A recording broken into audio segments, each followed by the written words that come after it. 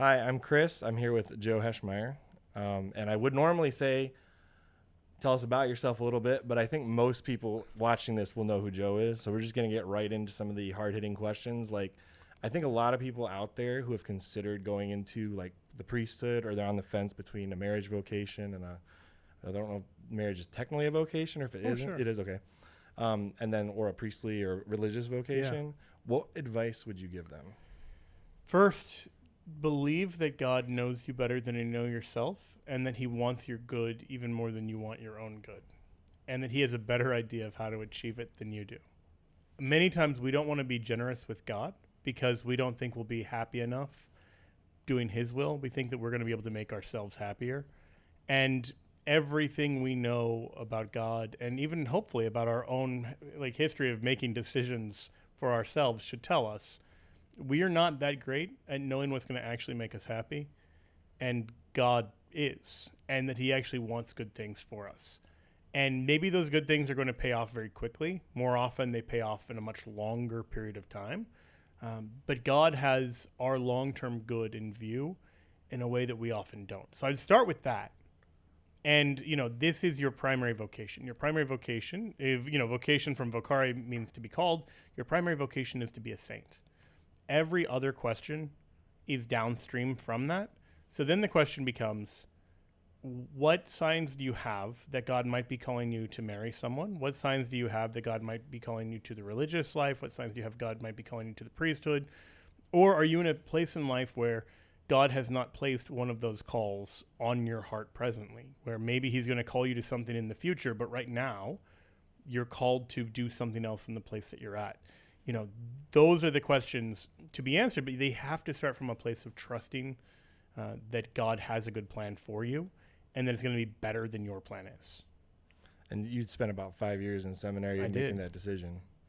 Yeah, I had, from the time I was in seventh grade, I'd wanted to be a lawyer, and I had very much had this style of prayer where I would just pray that God would open doors for me and kind of do the things I wanted done.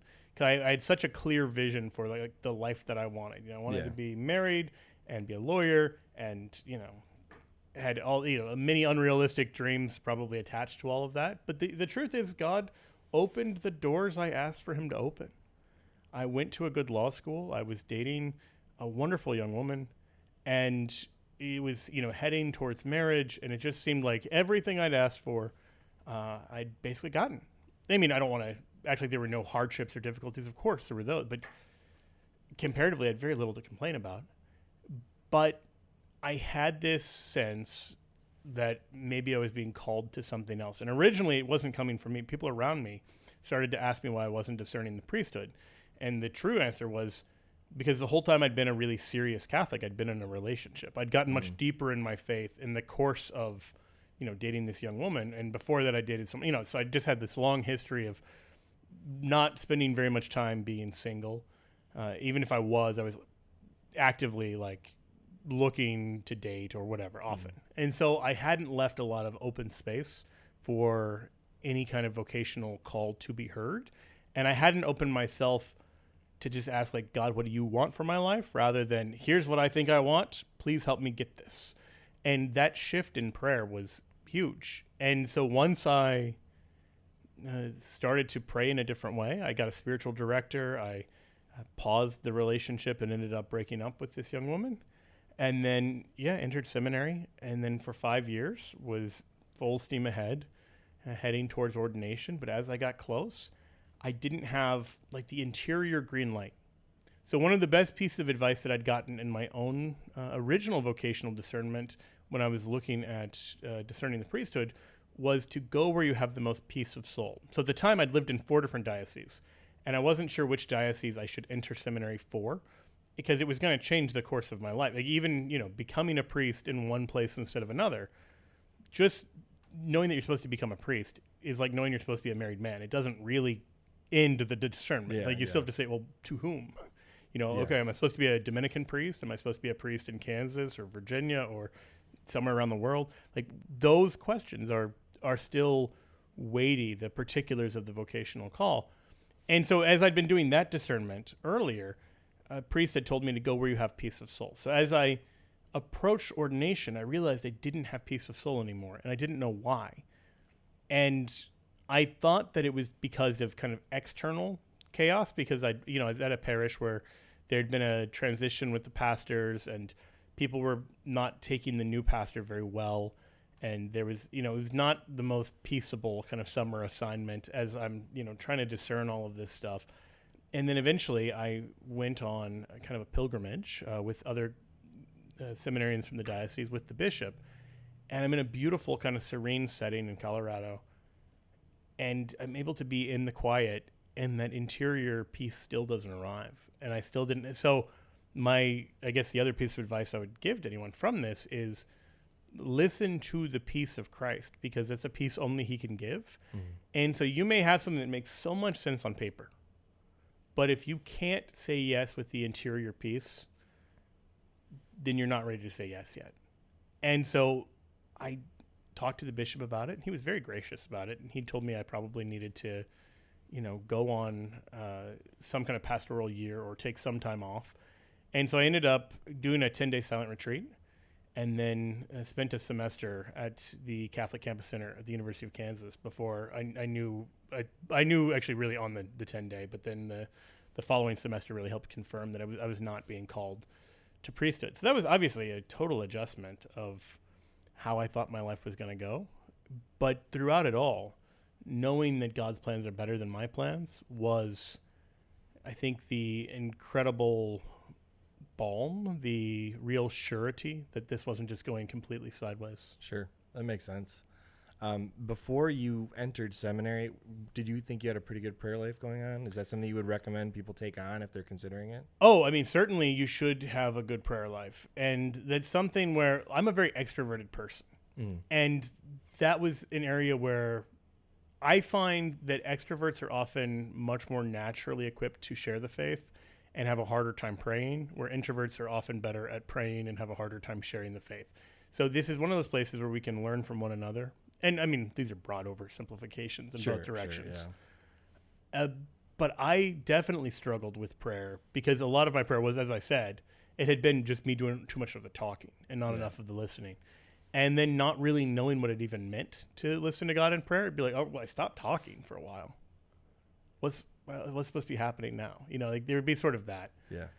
So that kind of growth in just being in the presence of God without having an agenda was something that was a helpful area of growth. And I had that somewhat before I entered seminary. Seminary was definitely helpful for that. Honestly, even dating relationships can be helpful. Like, there are times where you want to be in the presence of the person that you love, and that's it. You don't have a bigger agenda. You're not like, we got to go to a movie, we got to have a big conversation. Yeah, it's just enough to be in the presence of the other person. Well, adoration works like that. Mm. Like, you just go and spend time with the one that you love. And it's okay if you don't have anything special you really need to get off your chest. It's okay to just go when it's not an emergency. In fact, it's good to have that where it's not always putting out fires or always asking for favors. Like, you don't want to be that friend who's always going to Jesus saying, I need your help. Right. And even though you can. Yes, absolutely. But you want to be bringing him good news too. Yeah. And even when you don't feel like you have any news, good or bad. Yeah. To just be able to just enjoy his company and his presence. That was a big shift. There's a great book called The Practice of the Presence of God by Brother Lawrence of the Resurrection. And it's a monk who found that he was actually better able to pray outside of chapel just by constantly remembering in everything that he does that he's in the presence of God. And that is not actually as easy as it sounds. I mean, whether he's cooking or cleaning or going on an errand or doing something for the monastery, he would just do it with an interior awareness that he was in God's presence even there, that God is present wherever you are. There's this beautiful passage in the book of Jonah where Jonah is fleeing from God, and then the storm comes, and they draw lots, and they realize that it's Jonah who's caused this storm, and they ask him who he is, and he explains that he's running from the God who made earth and sea and sky, and he's on the sea, and it's like, well, obviously you're not going to get away from him there. Right. And so this is one of the things we have to remember. Like, you don't look, it's great to go to church. It's great to be in adoration. All of those are really good places to pray. But even if you're in your room, even if you're on the highway, whatever, you're still in the presence of God even there. And so one of the things that you can grow in is becoming aware of that throughout the day. The Catechism has a paragraph where it talks about how we're meant to pray always, but we're not going to pray always unless we pray at specific times as well. Yeah. So it's not an either or.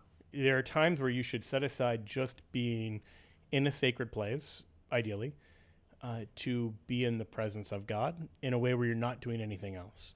And there are also times where you're called to do something else, but you're not leaving God to do that. You're doing that alongside God. So that would be, one of the shifts that I've found very helpful. And then, if you are someone who is discerning priesthood or religious life, I would really recommend beginning as soon as you can to pray at least some of the Liturgy of the Hours, to start to pray like the church. That's been really helpful for me as a layman, honestly. Yeah. I pray multiple different offices depending on how I'm feeling, but generally, if you're going to pray with other people, Liturgy of the Hours is the way to go. Yep, that's right. I think in terms of good spiritual reading, I will often, kind of at a minimum, try to do at least the second reading from Office of Readings, which is maybe the Saint of the Day frequently or some other spiritual reading. And then Lauds and Vespers, either or both, those are what are called the hinge hours. It's morning prayer and evening prayer. Yep. Those are, they're maybe 15 minutes apiece if you're praying them kind of a little slower and reverently. And sometimes I'll tail end it with Compline. Yeah, right, precisely. And so those are things that it's fairly easy to pray with other people if they know how to do it. There are podcasts now and apps that can help you pray the Liturgy of the Hours. Ton of them. Yeah, that's right. Like you pretty much, if you don't like one, there's like 3 other ones. Right. So you'll find something you can use daily if you want to do that. And some of them do more singing, and it's like beautiful but slower. Some of them, it's more like, all right, we're praying this, and there's not going to be a lot of songs. On your drive to work, we'll say it for you with you. Right. Yeah, there's a lot of those. Right. They're nice, and it's very helpful. But setting aside that time for prayer, I think, is important, which I've been trying to do better. I got 5 kids, so it's sometimes it's hard to do. I understand. But you got a 5-year-old, a 3-year-old, and a 1-year-old. So yep. They enjoy making their presence felt. Yeah, that's a good way to put it. So yeah, and it's something where if you have something like that, even in, like you were saying in the car, I will often have it on in the car with the kids, and they know to be quiet, varying levels of success. But they at least are hearing the prayers, and there's a beauty to it, so it's not completely dull. That I think it's planting good seeds. It's too early to say for sure, but it seems like it's planting good seeds. They'll sometimes ask questions about what certain things meant, or they'll get really excited after they watched Prince of Egypt for like weeks in the car. They would yell anytime like Moses or Pharaoh or Egypt got mentioned. They'd be like, Moses. Yeah, that is a great. It is a great movie. It is a great movie. And it's very. I'll say relatively biblically accurate in most cases. They did a very good job of being pretty faithful to the story. Yeah, absolutely. So I'm going to hit you with a couple rapid fire questions now since we got that deep one out of the way. The shirt. Okay. we got to what is going on with this shirt? Because this is not the first time you dressed like this. So I was at the Catholic Answers Conference last year, and as just a lark, I found online this like 18th century French outfit, and I thought it was really funny when I saw it. So I decided to buy it just for fun. And I was like, I should wear this to the conference. And I didn't tell Catholic Answers any of this. So I, packed this, and then day one of the conference, I just wore it down to the hotel lobby, and the people I worked with were just shaking their heads. And it ended up, it made the internet, and so it went slightly, viral-ish. Yeah. So then, with this Catholic Creators Conference we're at right now, people were like, oh, you should wear that again. But I was like, I can't wear the exact same thing again. So that one was French. I found an Elizabethan English red men's outfit. So I thought, yeah, I could do that. Give that one a shot. So yeah, just vary it up a little bit. I like to have a little fun with it, but also I didn't want to go too crazy and have people accuse me of like cultural appropriation. But there's probably some English in there somewhere. So I sure. Claiming some ancient heritage, whatever. Yeah, the hat would have made it even more interesting. Oh yeah. The giant puffy sleeves also. I thought or about like a powdered wig. You could go. Oh that style yeah. next. There's lots of ways you can go with that. So what would you say is your favorite psalm? Oh, that's a good question. There's a lot to choose from. There are a lot to choose from. Growing up, it was certainly American Pie by Don McLean. Oh, I said psalm, but song is good Oh, too. you Psalm. American Pie song. is a great song. Thank you. Yeah, that's why I said 150 of them to choose from. Oh, 100. Yeah, I thought you just meant like vaguely. There's so many. Okay, let's try that again. Man, it depends on the mood. It really does, and you go through all of them with the Liturgy of the Hours. So Yeah. There are some beautiful psalms that we pray, like in Compline especially. yeah, But Psalm 21, I know it's a pretty generic. Yeah. Actually, you know what? I'm going to say Psalm 22, even though it's so dark. yeah, The beautiful, multi-layered Christological meaning of it, you can't pray it without being like, wow, this is incredibly prophetic of Good Friday. And it I really think there's is. something so rich and beautiful about that I got to go with that. All right, let's go with one more question then. If you were to write a book about the Psalms, what would you call it? That's a good question. I will preface this by saying I'm horrible at titles. And Not with a name like Shameless Popery. I oh, mean, come on. all of the good titles I've gotten have come from other people. Shameless Popery was a Protestant friend of mine who suggested that one as a joke. Like the book titles are often coming from my editor, and podcast episode titles are often coming from my editor for that. I mean, I'm inclined to just say like the Lord's Prayers. You know, we talk about the Our Father as the Lord's Prayer, but the truth is He's given us 150 other psalms as well, and so these are prayers as well as hymns. Or Songbook of the Lord, something like that. Yeah. These are not super catchy, but Right. these are. I think they're getting something of the depth of that. This isn't just What it beautiful is. religious poetry, but Yeah. these are things given by God to express all of the emotions you might be feeling, including if you read like the imprecatory Psalms, Yeah. including people who are mad at God, that He's giving you the room to be mad at Him and to express that. voice that, and that should give you a great permission as a disciple. So there's a shout out real quick to one of my friends, and then I'm good with that after that. But he does book reviews from a Catholic perspective. Convinced Catholicism is his YouTube channel, and he said the cool thing about the Psalms is it's the entire history of the church in like one form, and I love that. Yeah, some of the church fathers talk about that, or it'll be the movements of the soul that you can see. I want to say some of the Cappadocian fathers talk about this as well, like just like the theology of the Psalms, the salvation history of the Psalms, all this stuff, which is it's incredible.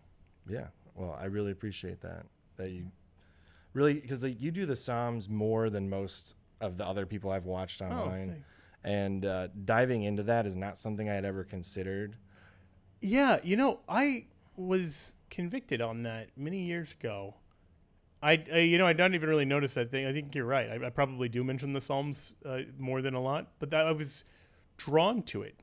Years ago, I remember somebody saying, like, so much preaching is on the readings and not the Psalms, that we have the responsorial Psalms. But I was actually praying about that in Mass today, as it was, because I was the lector for the first reading.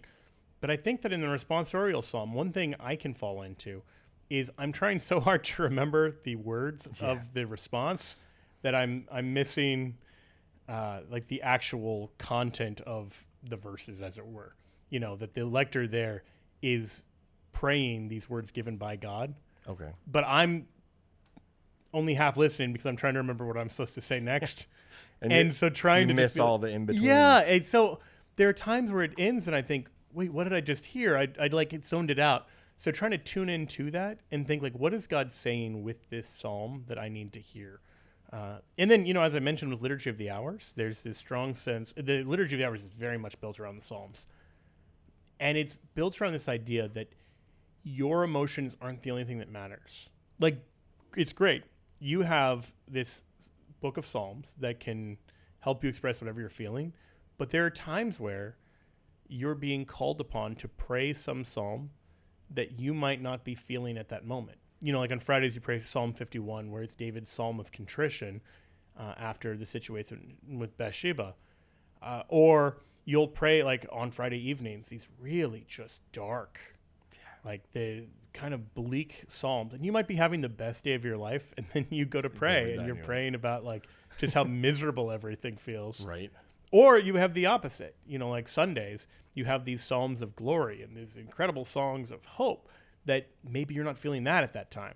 But it's a way of kind of drawing you out of yourself to realize, like, look, as part of the body of Christ, you are called upon to come out of your own emotional, narcissistic bubble sometimes. Because when you're going through a strong emotion, good or bad, it's easy to lose sight of the fact that other people are going through some other emotion, good or bad. Yep. And that you're called to enter into that with the rest of the body and say, okay, well, we are celebrating right now.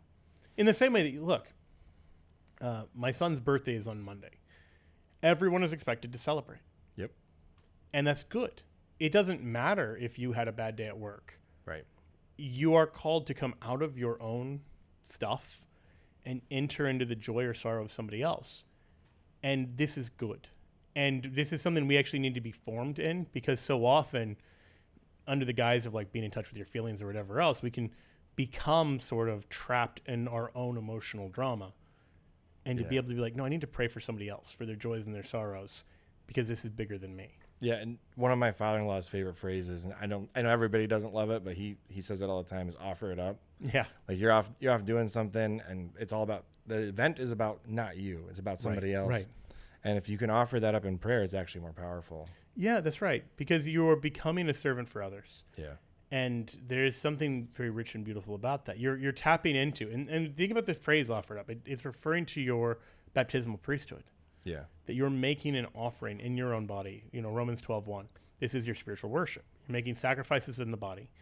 And so it's a good habit to be in, to put other people first without, acting like your experience doesn't matter. Just don't give it the only space in the room. Right. So I guess since we've got a little bit more time now, I'm going to ask a couple more questions. Okay, sure. Next question I've got for you is, like, how did you wind up? See, we went through your seminary journey. Yeah. And now how did you end up going from that to an apologist? Yeah, so I had started doing apologetics online before seminary, actually, when I was in law school. So while I was in law school as a lawyer in seminary, I was maintaining the blog Shameless Popery. And it was never my plan to have that become a full-time job. It was always just something I was doing on the side. I wasn't making any money off it or anything like that.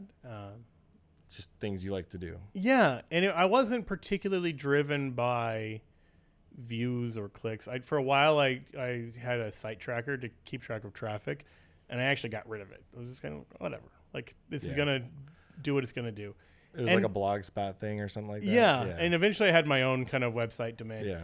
And it did okay. I mean, I think in the days of blogs, like a fair number of people knew who I was in kind of the Catholic writing space. Yeah. But it wasn't my goal, So I would occasionally have people who were like, "Oh yeah, I read your stuff, blah blah blah, whatever." But like I said, that was always on the side. I wasn't planning on doing that as a job. But then as I was kind of transitioning out of seminary in that last semester that I mentioned earlier, I was trying to figure out what I was called to do next, because I felt like I was still meant to be doing something for the church in a pretty direct way. Like, look, you can glorify God in whatever occupation you're in, but I had a sense I was called to do something a little more direct. And there was a ministry called Holy Family School of Faith that does, or at the time did, catechesis for the primary and secondary teachers in the Archdiocese of Kansas City. And so this was a great way to do catechesis and kind of do like faith formation and help hopefully equip teachers to also be good evangelists in the classroom. Sure. So that was a great kind of opportunity. And I had plenty of free time with that job to, on the side, write. I wrote Pope Peter for Catholic Answers, and I wrote a book called Who Am I, Lord? For OSV. And so I was doing those things kind of on the side, doing some spirituality, doing some apologetics. And then I was going on Catholic Answers show from time to time. The radio show? On the radio show. Sorry, Catholic Answers Live. And no way. The banner's right there. Yeah, who knew? And so then in 2021, they called me on my birthday and asked if I would, or they emailed me on my birthday and asked if I was free for a call anytime in the future. And then they actually scheduled it for my feast day, St. Joseph's Day. And then they asked me if I would be interested in a job. And of course, the answer to that was very much so. Like that sounds fantastic. So yeah, that was that. And how long were you on the radio show before? I had done the radio show at least a couple times when I was in seminary, because I have some old emails, and I'm actually, this is something I need to ask Darren, who was the radio producer at the time. I have no idea how we got connected with each other. That's funny. But somehow he knew who I was, and he asked me to be on the show, and it was like midnight to 2 a.m. Rome time. Okay. So it was brutal, because then you're getting up at 5:30 after that to start the day. Yeah. But I did that once or twice, and then that was a connection that ended up being life-changing for me. Absolutely. And you do a great job with your show. You guys have very kind of focused topics. And, we try to do kind of a mix of things. What's your brainstorm on choosing topics to cover? We're in the process of trying to figure out if we should do more kind of themed shows. So there's two schools of thought. Sometimes we'll do open forum, kind of an ask me anything approach, where people can just call in with whatever questions they have. And then sometimes we'll try to do something a little more directed, like why aren't you Catholic? Or we'll even do more specific, know, like if we have somebody who's really good at bioethics, we'll have like a bioethical hour or whatever. And the theme shows are high risk, high reward, I would say. Because the risk is nobody calls in with good questions. Yeah. Either the lines are dead, or you just have to take questions that are like so-so. But the reward is like if it's really going, it's great. It's good content, and it's much easier to kind of brand for YouTube. Sure. Where you say like this is the thing we're covering instead of just Catholic Answers Live. Exactly. We're doing this topic in the title. People know to search for it. Right. And so even now when we do like the open forum where it's kind of anything, we've got a new chap, Luke Bender, who will cut up clips. And if there's like a good question and answer segment, he'll give it some clear title so people understand what it's about. And then it'll be kind of a nice piece of standalone content where, because people may not be interested in watching 2 hours of a show, but if there's a 10-minute clip that it's a question that they really care about, they might watch that. So this is one of the ways we're trying to sort of have it both ways, of making it so people can call in with whatever, because we want to be able to answer whatever question people have. What is Catholic Answers? Yeah, exactly. So, and the questions people have are all over the board. Oh, yeah. And so as a result, like we try to be well-rounded ourselves and able to answer questions that are all over the board. What's the weirdest question you remember getting asked? Weirdest question? That's a really good question. I get a lot of so I have Protestant friends, and I get usually weird questions about Mary. That's usually the type of stuff that comes my way from people. Yeah. What do you mean by weird question? Let's see. How would you answer that question? Well, so people ask about sacramentals, things like that. It's like, oh, do you guys worship stones that saints walked on? It's like, no, that's not really what that is. Okay? Gotcha. Yeah. Like they're like, oh, you're carrying around like totems in your pocket. Like, no, guys. Okay, I've got one. The Paul VI Hall. Okay. If you use a fisheye lens to take a picture of it, where you're going with this. People say it looks like snake eyes. Now, it doesn't look like snake eyes in real life. Right. But if you use a distorting lens, it can make it look creepy. And they're like, see, this is intentional. This is all showing that this is the sign of the beast. And you're like, the number of logical jumps you have to go through. It turns out like it's just, the shape of the building is, I don't know, like it's a half. It is a weird shape, but it's kind of like dome-like. But as a result, if it's dome-like, and then you do a fisheye lens, and the two sides where you have like floor-to-ceiling windows look like eyes. Yep.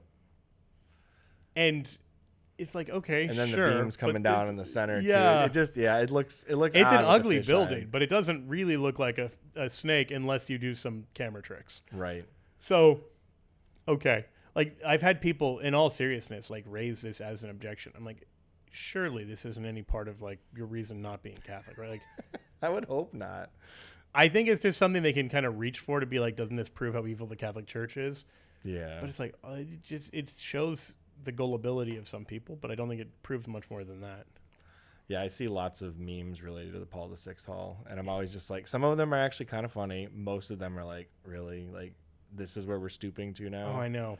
I mean, look, it is an ugly building. It is not a monument to good architecture. No, and I don't like the I know what the visual behind the Right. Pope is when he's in there, but I'm not a big fan of it. No, not at all. Not at all. I think that if they burnt it to the ground tomorrow and replaced it with a more beautiful building, appropriate steps being taken to decommission. Right. But yeah, I don't think that the world would feel any great loss.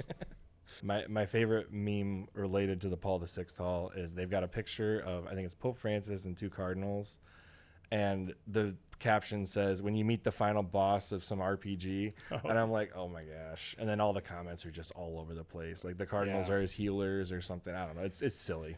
Yeah, I mean, it's people who spend a lot of time playing video games. It is. And I mean, I get it. I think if you were to say, is there an intellectual argument, it would just be the church could have more beautiful buildings. But then if you take a few steps outside of that building, then you're surrounded by beautiful buildings right there in the Vatican.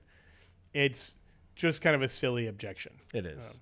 And I'm not sure it's a standard that Protestants want to go by. Because they have some pretty ugly buildings. Right. Like the converted Pizza Huts. Yes. So if that's the standard for... I thought that was fake, but I actually looked it up. There are literally Pizza Huts converted to Protestant churches. Well, there you go.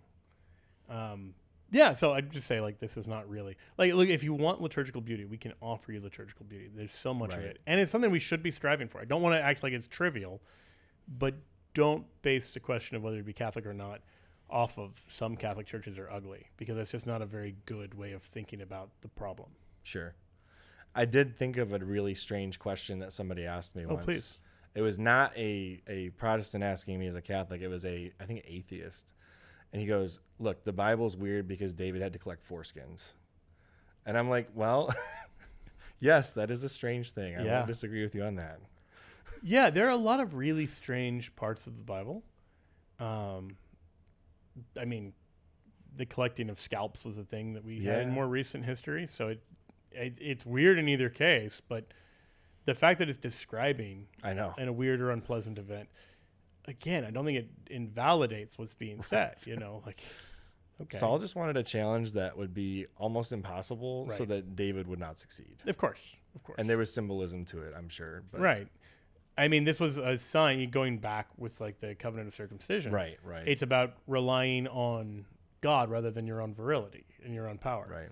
So it's like a physical sign of, well, what is your trust? And so that's where that kind of comes from. But you don't have to find it like a particularly beautiful moment or anything like that. There's a difference between describing and endorsing. And a lot of what the Bible is doing throughout the Old Testament is describing. And many of the times what they're describing are things that are disordered. Right. And kind of a state of chaos that gradually forms into order. And you see God slowly and gently, like a good father, bringing his kids up from rowdy Israelites into sober-minded disciples. And then they evangelized all of the most of the Gentile world at the time. So Right. I mean, and like the richness of an atheist critiquing this is, why do you think the world doesn't look like that today? And the answer is Christianity. Right. Like paganism was wild and barbaric, and Christianity brought this incredible civilizing force to it. This is just undeniable history. Right. And even many non-Christian historians recognize, like, okay, when did we stop, like, the practice of infanticide? When did we stop? You're talking like Tom Holland with, like, Dominion and all that? Right. And even, so I've seen some quotes from Bart Ehrman that suggest that he's of kind of the same view, that Christianity had this incredible force, this kind of revolution of mercy. Sure. That, I mean, it's simply undeniable history. Like, the world changes dramatically. So modern Western atheists are morally Christians in many regards outside of sex. Yeah. And they take for granted that this is just, well, obviously, naturally. Yeah. And those are preposterous presuppositions apart from Christianity. Because it didn't exist pre-Christianity. And this is one of Nietzsche's great critiques of, like, Christianity made everybody weak by making them merciful and caring for the downtrodden and everything else. So they're not just, like, dominating and will to power, Ubermensch, crushing everybody else. this revolution of tenderness is Christianity. And so, yeah, if you don't like the violence and barbarity of the Old Testament, thank Christianity for saving us from that. Right. And you see in the Old Testament, God slowly, gently leading people out of that. Yeah. Do you have a favorite church father? I find I quote Irenaeus probably the most. Yes. I read all of Against Heresies. Nice. There's Love that long, book. boring passages where he's describing Gnosticism. Yes. But even that, I have a tremendous amount of respect for, because he's doing his homework to understand the heresies that he's critiquing. And during a time where critiquing those heresies could get you killed. Yeah, that's right. Because that's the wildest part to me. He wrote like a full manual on Gnosticism at a time when the religion wasn't even legal yet. Right. Like, And that's so crazy. the sheer volume of Against Heresy is 5 books long. And I want to say it's longer than all the other non-biblical Christian writings, or extra-biblical Christian writings that came before it. Like, if you put together all of Ignatius's letters, Polycarp, the Didache, Epistle of Barnabas, I don't know if all of those put together would be as long as Against Heresy. Like, Against Heresies is just massive compared to the other writings. And so he's doing something really brilliant and stylistically pretty novel to do something that detailed and that long. And it's such an incredible feat for it. It is. So he's a favorite. I really like St. Optatus of Miletus and Gregory of Nyssa. Gregory's on my list to read. Yeah. I haven't read it yet, but he's on my list. He is sometimes a dense read, but it's so theologically rewarding. Both Irenaeus and Gregory have beautiful passages where they talk about why it is that proper reception of the Eucharist can lead to eternal life. Mm. And it's just mind-blowing. Like, the bodily resurrection connection to the Eucharist is something that the early Christians saw that I think many Catholics today, if you said, what is the connection between the Eucharist and bodily resurrection, they would struggle to answer that. Yeah. Gregory gives a great step-by-step explanation in Great Catechism. And actually, Irenaeus has sections, I want to say in Book 3 and in Book 5, where he talks about this in response to Gnosticism. Yeah. It's just rich. It's incredible. Well, I find Irenaeus especially interesting in today's day and age, where people want to separate the spiritual from the physical. Yes, that's right. Because that is a form of Gnosticism. Yeah, the really strong dualism that says spirit good, body bad is one of the major things that was really at the heart of what Gnosticism is getting wrong. Because if you really believe that the body is bad, then the divine spirit can't inhabit corruptible flesh. And so you end up with this idea of Docetism, that Christ only appeared to be man. And so you have to deny the incarnation and the real presence in the Eucharist. Leads and to a lot death of on the heresies. cross and the resurrection. Right. And so this is what John calls Antichrist. If people throw around the term Antichrist a lot, and they'll be like, "Oh, it says in Revelation, you're the Antichrist." Like, the word Antichrist does not appear in Revelation; it appears in the writings of John, in his personal writings, not in the revelation revealed to him. And he uses it to describe those who deny the incarnation and say Christ didn't come in the flesh. So he's describing this form of Gnosticism as Antichrist, because it is, because you are denying the heart of Christianity, which is the incarnation. And I do think it is easy, especially with the smaller Protestant denominations, where if a pastor is leading the flock in a particular way, to lead into basically a Gnosticism where what the pastor says becomes what the congregation believes in a violent cycle that leads to almost like cult worship. I did a video, I don't know, maybe a year ago, called The Gnostic Strain in Protestantism. And I wanted to caveat, be very clear. I'm not saying all Gnostics or all Protestants are Gnostics or anything like that. But it's easy to fall in that trap. It is easy to fall in the trap, because you can find these passages that, if you don't know how to read them, can sound Gnostic. Like, where Paul is contrasting the works of the flesh and the works of spirit. Yeah. That, if you read it with the wrong set of assumptions, you can think body bad, soul good. Right. That is not what's going on. Or John 6:63, this commonly misused passage where people say, aha, Jesus says in verse 63 that the flesh is of no avail because the spirit gives life. So therefore, this can't really be the body of Christ in the Eucharist. To which I would say, look, a few verses earlier, he just said that the bread that he's going to give for the life of the world is his flesh. Right. He's going to save the world through his flesh at the Last Supper and at the cross. you can't say his flesh is of no avail. Your flesh is of no avail in the sense that a fleshly understanding means one not enlightened by the Holy Spirit. Flesh there is an image of the whole man. Yep. And otherwise, why would Jesus become flesh? exactly. He's not saying, like, first, it doesn't just mean body. Like, Right. it's body and soul. But it's body and soul as distinct from the Holy Spirit. Like, the flesh-spirit distinction there is not body versus soul. It's human versus divine. Right. And St. Augustine, I think, proves that pretty definitively when he points out that in the list of the works of the flesh that St. Paul mentions are things like pride Yeah. that the devil's guilty of. Well, the devil doesn't have a body. Right. So if you really are going to say body bad, soul good, well, it sounds like the devil's good. That's a problem. That is And kind of a wild logic train. yeah, right it's, there. it's pretty wild logic. To say, like, you'd have to say Mary is bad and the devil is good because Mary has a body and the devil doesn't. That seems a little inverted. That seems a little Satanist. Yeah. And in fact, you'd have to say Christ is bad because he has a body. You know, so those it kind does. of things are so obviously problematic. But you have this not completely thought through strand.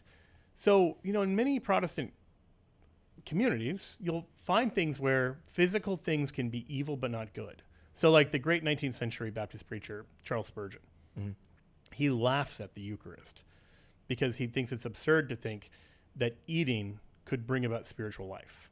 And he just says, eating's just going to go through your digestion. But if you listen to him preach on Genesis, he's completely fine with the idea that Adam and Eve eating might bring sin into the world. So eating can be evil, but it can't be good. That's You can eat interesting. spiritual death, but you can't eat spiritual life. And many Protestants have a similar double standard where, like, you can have a bad physical object, like a Ouija board. You can't have a good physical object like holy water. And so things can be inherently unholy, but they can't be inherently holy if they're material. That kind of thing, I would just say, if you find yourself falling into that, just recognize that that's not of God. Like, that you won't find anywhere in the Bible that teaches that. That's not coming from Christianity. That's coming from the ancient enemy of Christianity, Gnosticism. What is really silly about that is Jesus does a form of like a sacramental with the mud and his spit on the people's eyes. Exactly. Yes, he can use physical just his words. Yeah, things. exactly. Exactly. He literally at one point spits and then touches a guy's tongue. Oh, That is kind of gross. it's not COVID approved. It's yeah, but it's incredible healing. So he does things physically. He doesn't Yeah. do it just because he could just be like, I command that your blindness go away. But instead, he grabs the mud, whatever, I think it's mud, right? yeah Spits in right. it, puts it on the eyes, and then all of a sudden they can see. Yes, or like sending them to go wash in the pool. Yeah. He likes to use matter in his miracles. And he doesn't have to, but he Right. likes to. I mean, even like the wedding feast of Cana, he takes jugs with the water. He could have made them out of nothing. He Yeah. could have just spoken it into They just- existence. He it spoke the just whole cosmos comes into up existence. from the bottom of the barrel and Right. fills it to the top. And even the fact that his first miracle in the Gospel of John is one of satisfying people's thirst physically. yeah. And all the physical healings, the healings of the body, those things show. C.S. Lewis has a great line where he warns us not to be more spiritual than God, Yeah. because we can have this disdain for the body, but God clearly has a delight in the body. Right. Like, he made this and he likes it. He took up two of his favorites, body and soul, Enoch and Elijah, right? Yeah, that's right. So, like, if he didn't like bodies, why would he take any of them? You're right. Why do we have a bodily resurrection if the body is Right. not? So all of that is really important because many Christians today don't understand eschatology. You know, they have this sense that when we die, we're just going to disembodied in heaven and that's it. And there's no sense that we're looking forward to the resurrection of the dead and the life of the world to come. Like, that part has been lost for many Christians, that you are not made to just be a soul in heaven. You are made to be body and soul. And it's going to be the body you have now, but glorified. Like, Right. you're not going to just scrap the body. This is why we don't cremate typically. This is why we, certainly don't scatter the ashes and do anything that's going to show the body's just kind of chucked and discarded. Right. Because we're not done with our bodies yet, even when we die. My favorite part of Irenaeus is his discussion on Mary as the new Eve. Oh, it's That is- beautiful. that is my It favorite. is incredible. Like, It was I so think eye-opening. he nailed it. And fascinatingly, he's not even the first to talk about that. Justin Martyr talks about that. I thought he was. Maybe he's the first to go in depth about it. He is. But Justin Okay. Martyr has some references like 20 years earlier. That's awesome. I'm going to have to look that up now. Yeah. because he spends so much time typifying Adam, Jesus, Mary, Eve, and how she kind of reverses the evil of That's what right. happened with the original sin. She unties the knot of Eve's disobedience through her obedience. That was probably the most edifying part of that entire book for me. Yeah, I mean, look, Irenaeus is the first guy to tell us Matthew, Mark, Luke, and John are the 4 Gospels. Right. And he's so big on Mary and the Eucharist and all this other stuff that he is, I think, uncomfortably Catholic for many of our non-Catholic friends. Which is why they disregard as much as possible It's- any part they don't like. Yeah, but he's so obviously Orthodox in the sense that like he's not rejected as a heretic at his Right. time, and he commands his tremendous authorities. He's actually enforcing orthodoxy against the heresies that did exist, like Gnosticism. Yep. All right. I think, are we, all right. Well, I wanted to say I really appreciate doing this interview with you. My pleasure. And I would love to chat again sometime in the Yeah, future. this is a real joy. Yeah. So check out my podcast, Crash Canon. And I'll probably throw an intro on after this. So fun stuff. But Perfect. All right. Thanks a lot. thank you.